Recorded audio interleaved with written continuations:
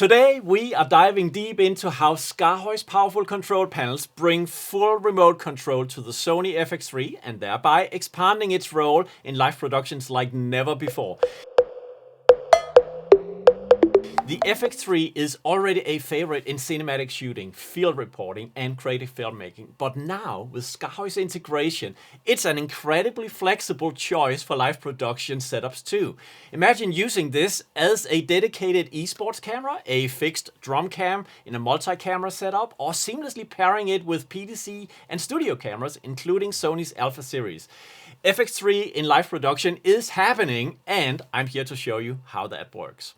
So this is the RCP Pro from SKAARHOJ, our main panel for controlling cameras. We have other options as well, but this will be the one we use for demonstrating today. And this is the FX3. Let's just see it from the side so you get this idea. It's like a single lens reflex type camera. And I'm just pointing it over here so we have a nice image to relate to. And on top of that is SKAARHOJ's Blue Pill server. Blue Pill server is this little device connected with a single Ethernet cable to a PoE switch, so we have power and signals coming over this cable. And on the other side, there's a USB-C cable going into the Sony FX3. And the Blue Pill today will be our translator from network commands to the USB-C commands that the camera understands and is being used for shading the camera, okay? So when I pull the joystick on the RCP Pro and you see the lenses opening and closing its aperture, that happens through the Blue Pill. Then we have HDMI out, we have power and such. If you wanted to put this on a pan tilt head, you could, and you had a pan tilt camera. We have another video about that using the FX30. Today it's just a static camera. And before we dive into controlling the camera, I want to highlight that the Blue Pill is doubling as the tally lamp today. We see it from the back side where it has a display, and in the display there's a red portion that indicates that currently the camera is live. So for any camera operator behind, you can now see, hey, this camera is live. It has red tally. On the front, there's actually a LED on top of the Blue Pill as well, which can also show the red tally to the front of the camera, as well as the green tally. But let me show you how that works. It only works if we have a video switcher in this setup. And actually we do. If you look at this UI, which is coming out of the RCP Pro, we have a connection established not only to the Sony FX3, but also to the ATEM 1ME Constellation HD switcher, which is currently being used for driving tally. And apart from the RCP Pro panel, I have also a MiniFly panel. If you go to the simulation tab, you can sort of see what's happening. So this is the RCP Pro. You see there's a likeliness to this one because it is the same device. And then up here we have added a MiniFly, which is our smallest basically switching panel. So on a MiniFly, if you press the buttons, you select a camera source. And if you press the cut button, it is going to cut that source on program and the old source will become preview. So now you see camera number one. This camera has green tally because it's on preview. And if I choose something else, you see it has no tally anymore. But if we go back here, camera number one has green tally. I cut and now it's on program again. So now there you see how the tally integration works over the Blue Pill and is also can be a part of the setup if you wanted to. And now that we are here at the simulation tool, just to let you know that the Sony FX3 simulation is a perfect replica of what you're seeing here on the physical device. So I just want to show you as I'm pulling the handle, the joystick, then we also see changes on the simulation tool. Otherwise, we won't use that much today. And let us just quickly wrap this up by looking at what we have inside here. So the MiniFly was just brought in to give us tally, and the same with the ATEM Constellation connection. Otherwise, you would just connect to the camera and then you would add the camera to the camera selector. And what does that mean? It means that the RCP can actually control multiple cameras. A device like this is designed for a single camera, but if you hold down the shift key, you would have multiple cameras up here if you added more cameras in the UI. Those settings like tally forwarding, routing triggers, GPI input mapping, and so on are more advanced RCP Pro settings. Tally forwarding basically allows us to, it's not so useful on this one, but on a PDC controller, it would be super useful because then the camera selector buttons the same that we have up here, would reflect the tally state of the camera selected. So the PDC operator would know if a given camera is on program or preview. And routing triggers is what will give us a source up on a monitor in front of us if we have multiple cameras that we select. And on an RCP like this one, you usually pair that with pressing the joystick down or pressing the preview button here. That would create a route of the camera source onto the screen in front of you so that you see the camera that you're actually adjusting. Let's start to adjust this camera and turn our head to that. So we see the RCP joystick being the main feature of the RCP Pro. This is an amazing joystick. It has display on top. It has a ring that controls the master black, the pedestal of the camera. And it also has that push function that I showed you a moment ago that will be used to route the source up onto the monitor on top of you. So this is like the main component that you use on an RCP.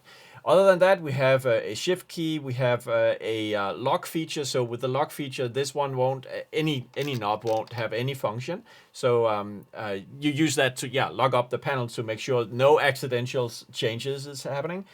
And we have displays that are showing the iris value, the black level value up here. We have indication that we are connected. This is the camera name that would, by the way, be possible to change inside the camera selector here. So if I wanted to add an exclamation mark, I could easily do that, and now it's reflected here. So you can name your cameras any way you want, and if you had multiple cameras, you would also see the name changed right there.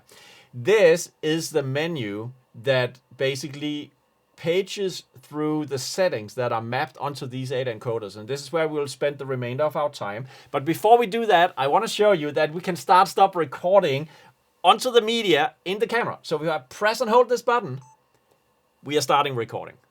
You see that red light? If I press and hold it again, we stop recording. So this is also something you can program onto the SKAARHOJ RCP because it's so flexible. You can basically well, it's a part of the default configuration here, and that's actually kind of important that as I'm adding this Sony camera, I also choose a camera configuration, and you can see there are many of them for all the cameras that we are supporting. You know, that's just like an insane amount of cameras here. But obviously for a Sony mirrorless camera like this one, we are using the settings that has been designed to work with the particular settings that this camera is offering us, including starting and stopping recording. And this is why it's mapped down there. It wouldn't be mapped on a camera that doesn't support it, of course, but like a PDC camera, most PDC cameras do not allow you to record onto a memory card in it. But in this case, we do, and we have it. All right, so that was like an introduction to many of these things. Let's go into the menu. The home menu is basically a selection of features that you find in the other menus. So I want to start by looking into the exposure menu. And up here you find shutter speed, automatic or manual shutter speed. We set that here. If we are in manual, we can choose speed or angle. And we can also choose which shutter speed we have. By the way, you see all this reflected on the output from the camera where those settings are shown in the UI, which is also what you have on this little screen. Today we are taking it out onto the HDMI monitor. The iris mode can be manual or auto. So right now we cannot use the joystick anymore, but because it's in auto. But now that we are in manual, we are back to using the joystick. You see the iris reflected as well in the display up here, and actually you can control it from an encoder knob if you want. There's ISO speed that we can set from this knob over here. Moving on to focus, we have auto and manual focus. When we are in these settings, we have focus assist, we can turn on and off. We have face detection, and that can be turned on and off. We have some sensitivity settings here for the autofocus and speed, and also zone selection. The zone selection is indicated by that little marker that you see on the output from the camera. So there you can see all these settings.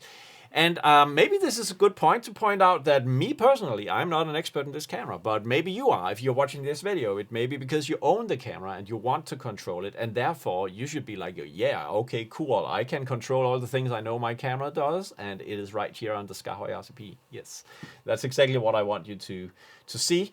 White balance settings, again, you may know all these white balance settings from your knowledge of the camera you own. And if we're in this one, we can control color temperature. We have these dimensions as well, A, B, and green, magenta. So those settings can be adjusted from the encoder knobs on the RCP. And we can bring them back to a 0 again if we want to. So you can also see this is affecting the output of the camera to some extent. Then we have picture profiles. If we turn them off, then we have this whole look file catalog that we can go through. That's just insane, and I don't know what every one of these means, but I'm sure you do. So for all those looks, I can control those, or I can control these picture profiles that I can bring up, and the LUTs and so on. I am sure you know what you want in that menu. Then we have this one. Okay, let me just give us a little bit more power to the image there. Okay, so we have these different looks that we can also go through. And inside each of these, we have some various settings that we can control on these encoder knobs. So I'll just do that a little bit and mess up the image. Continuing onto the color mode. There's a lot of color modes on this camera. It's a pretty cool camera.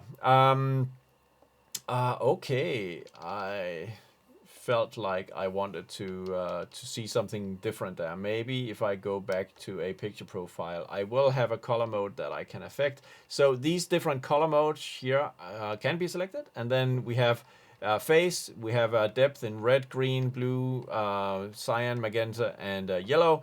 And yeah, we did a little cool coloring of the background colors of our encoder knobs to reflect the dimension that you're controlling. But again, just to show you that we can control these values, just adjust the... Yeah, it doesn't look bad. Anyway, you're the color artist, I'm not. I'm here to show you how our technology gives you access to every single one of the settings that is relevant to you in this awesome, awesome, awesome camera. If you enjoyed this video, make sure to like, subscribe, and hit the notification bell to stay updated on all our latest innovations. Follow us on Facebook, Instagram, and X, and subscribe to our newsletter for exclusive insights. And if you've got any questions, our friendly sales and support team is always happy to help you. All the links you need are in the description below, and if you have any new ideas, share them with us. It is so awesome to push the boundaries of live production together.